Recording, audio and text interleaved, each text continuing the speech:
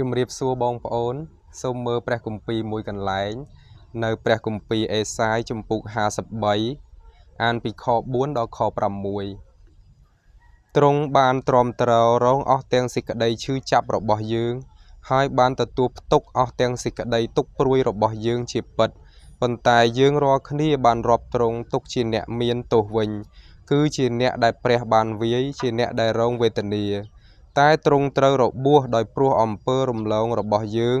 ក៏ត្រូវវាយជាំដោយព្រោះអំពើទុច្ចរិតរបស់យើងទេឯការវាយផ្ចាលដែលនាំឲ្យយើងបានជាមេត្រីនោះបានធ្លាក់ទៅលើទ្រង់ហើយយើងរាល់គ្នាបានប្រោះឲ្យជាដោយសារស្នាមរំពាត់នៅអង្គទ្រង់យើងទាំងអស់គ្នាបានទាសចេញដូចជាជាមគឺយើងបានបែកចេញទៅតាមផ្លូវយើងរៀងខ្លួនហើយព្រះយេហូវ៉ាបានទម្លាក់អំពើទុច្ចរិតរបស់យើងទាំងអស់គ្នាទៅលើទ្រង់បាទនៅក្នុងព្រះគម្ពីរបរិសុទ្ធគឺព្រះគម្ពីរអេសាយជំពូក53ខទី4នេះទៅនេះដល់ខ6នេះគឺបានបង្ហាញអំពីសេចក្តីទំនាយដែលហោរាអេសាយគឺបានសរសេរតាំងពីមុនគ្រិស្តសករាជគឺគាត់បានដឹងថាព្រះយេស៊ូវនឹងត្រូវប្រសូតមកលោកីយ៍នេះហើយទ្រង់នឹងត្រូវទទួលអំពើបាបរបស់យើង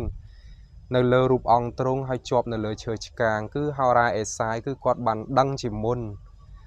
ដោយសារគាត់គឺជាអ្នកបម្រើព្រះអង្គជាអ្នកសំណប់របស់ព្រះអង្គគឺទ្រង់បាន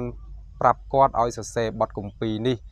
ដោយអំណាចនៃព្រះវិញ្ញាណបរិសុទ្ធជាអ្នកបណ្ដាលឲ្យតែងហើយអេសាយគាត់បានសរសេរមកហាក់ដូចជាមើលឃើញព្រះអង្គនោះ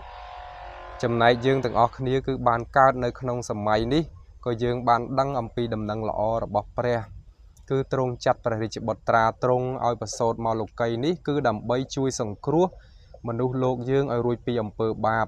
ដោយសារមនុស្សយើងកើតមកក្នុងអំពើបាបកើតមកក្នុងសេចក្តីទុច្ចរិត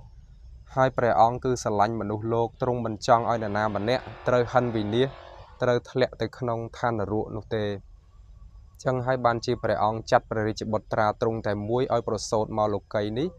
ទាំងពាក់សាច់ឈាមជាមនុស្សហើយព្រះយេស៊ូវទ្រង់គ្មានទោសសោះបែរជាទ្រង់ត្រូវទ្រាំទ្ររងអស់ទាំងសេចក្តីឈឺចាប់របស់យើងបងប្អូនបានឃើញនៅក្នុងគម្ពីរមិញសរសេរថាទ្រង់បានទ្រាំទ្ររងអស់ទាំងសេចក្តីឈឺចាប់របស់យើងហើយបានទទួលផ្ទុកអស់ទាំងសេចក្តីទុក្ខព្រួយរបស់យើងជាពិតប៉ុន្តែយើងរាល់គ្នាបានរាប់ទ្រង់ទុកជាអ្នកមានទោសវិញគឺជាអ្នកដែលព្រះបានវាយជាអ្នកដែលរងវេទនាតែទ្រង់ត្រូវរបួសដោយព្រោះអំពើរំលងរបស់យើងក៏ត្រូវវាយជាំដោយព្រោះអំពើទុច្ចរិតរបស់យើងទេឯការវាយផ្ចាលដែលនាំឲ្យយើងបានជាមេត្រីនោះបានធ្លាក់ទៅលើទ្រង់ហើយយើងរាល់គ្នាបានប្រោះឲ្យជាដោយសារស្នាមរំពាត់នៅអង្គទ្រង់ចឹងគឺព្រះយេស៊ូវទ្រង់សុខចិត្តទទួលទោសយើងទាំងអស់គ្នានៅលើរូបអង្គទ្រង់នៅក្នុងព្រះគម្ពីរមួយកន្លែងទៀតក៏បានសរសេរនៅគម្ពីរពេត្រុសទី1ជំពូក2ខទី22បានសរសេរថាទ្រង់មិនបានធ្វើបាបអ្វីសោះក៏មិនឃើញមានកិច្ចកលអ្វីនៅព្រះអោសទ្រង់ឡើយកាលគេបានជេរប្រមាថដល់ទ្រង់នោះទ្រង់មិនបានជេរតបវិញទេខណៈដែលទ្រង់រងទុក្ខនោះក៏មិនបានកំហុសកំហែងដល់គេដែរគឺបានប្រគល់ព្រះអង្គទ្រង់ទៅព្រះដែលជំនុំជម្រះដោយសុចរិតវិញទ្រង់បានផ្ទុកអំពើបាបរបស់យើងរាល់គ្នានៅលើរូបអង្គទ្រង់ជាប់លើឈើឆ្កាងដើម្បីឲ្យយើងបានរស់ខាងឯសេចក្តីសុចរិតដោយបានស្លាប់ខាងឯអំពើបាបហើយគឺដោយស្នាមជួមរបស់ទ្រង់ដែលអ្នករាល់គ្នាបានជាត្បិតពីដើមអ្នករាល់គ្នាប្រៀបដូចជាជាមដែលវង្វេងតែឥឡូវនេះបានត្រឡប់មកឯអ្នកគង្វាលជាអ្នកថែទាំប្រលឹងអ្នករាល់គ្នាវិញហើយបាទព្រះអង្គជ្រាបថាមនុស្សលោកយើងគឺប្រៀបដូចជាជាមដែលវង្វេងបានជាព្រះអង្គបានចាត់ព្រះយេស៊ូវឲ្យប្រសូតមកហើយទ្រង់គឺជាព្រះដែលជួយសង្គ្រោះមនុស្សលោកយើងឲ្យរួចពីអំពើបាបកាលណាបងប្អូនបានយល់អំពីការសគត់របស់ព្រះអង្គគឺសគត់ដើម្បីលួសយើងរាល់គ្នាកាលណាបងប្អូនជឿនៅក្នុងចិត្តថាអំពើបាបរបស់យើងគឺព្រះយេស៊ូវជាអ្នកបានទទួលទោសនៅលើឈើឆ្កាងនោះមួយដងជាសម្រេចហើយចឹងបានជាព្រះអង្គមើលមកមនុស្សលោកយើងគឺគ្មានបាបទៀតទេតែបញ្ហាមនុស្សយើងគឺដោយសារតែមិនជឿដំណឹងល្អរបស់ព្រះអង្គបានជាកាត់ទោសខ្លួនឯងហើយនៅតែនិយាយថាខ្លួនឯងគឺជាមនុស្សមានបាបគឺគំនិតរបស់ខ្លួនបានចង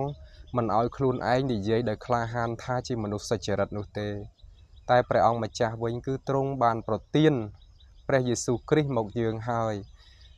សេចក្តីសុចរិតនៃព្រះយេស៊ូវคล้ายទៅជារបស់យើងចំណែកឯអំពើបាបរបស់យើងគឺទ្រង់បានទទួលផ្ទុកនៅលើរូបអង្គទ្រង់ជាប់នៅលើឈើឆ្កាងចឹងបានជាបងប្អូនទាំងអស់គ្នាត្រូវតែដឹងច្បាស់ថាព្រះគ្រីស្ទទ្រង់បានលួសបាបអ្នកទាំងអស់គ្នារួចហើយទ្រង់មិនកាត់ទោសយើងទៀតទេព្រះអង្គបានរាប់ជាសុចរិតហើយយើងគ្រាន់តែទទួលជឿថាអាមែនទូលបង្គំជាមនុស្សសុចរិតមែនអ្នកនោះទើបជាអ្នកជឿដំណឹងល្អរបស់ព្រះអង្គបាទថ្ងៃនេះខ្ញុំប្រាប់ព្រះបន្ទូលត្រឹមប៉ុណ្ណឹងដល់បងប្អូនទាំងអស់គ្នាជម្រាបលាបងប្អូន